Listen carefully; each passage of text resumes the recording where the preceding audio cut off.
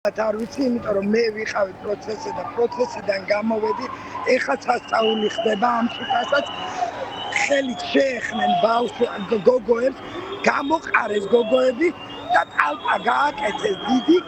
ამ მომენტში მოვყევი მე შუაში და დავკარგე ფეხსაცმელი. შემდეგ ფეხსაცმელი გარეთ სადღაც კიბეებზე იპოვეს ძვლს და იმის უფლებას არ მაძლევდნენ, რომ ფეხსაცმელი ამეყო და ფეხშველა არ გამოსულიყავი სასამართლოდან. ქალბატონო ელენე, ხმამ ესმის თქვენი საუბრის პარალელურად ეს სასამართლოს სასწაული არის ეს ამბავი. სახალხო დამცველი ნეტა ყავს თუ მკვდარია თუ ცოცხალია საერთოდ. განუკითხაობა სახლში. როგორც ჩანს გრძელდება ადგილზე დაპირისპირება. დაპირისპირება შიგნით საერთოდ ვერ დაილაპარაკებ, ჯგუფ-ჯგუფად უთხამენ ხალხს და აქ გარეთაც იგივე ამბავია.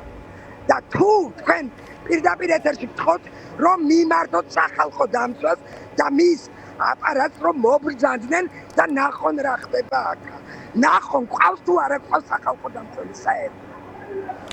ქალბატონო ელენე, დღევანდელ პროცესს მათეს პროცესია, მათე დევიძის, რომელთან დაკავშირებითაც ჩვენ შესაძლოა ვნახოთ განაჩენი. ამაზე რა შეგიძლიათ? აი პარალელურად ხედავთ კადრში. არ მესმის არაფერი იმისთანა ამბავია.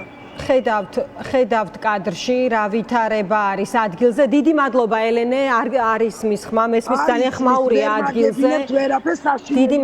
დიდი მადლობა თორნიკე სხვიტარიძის დედა ელენე ახობაძე საუბრობდა დღის ამბების პირდაპირ ეთერში.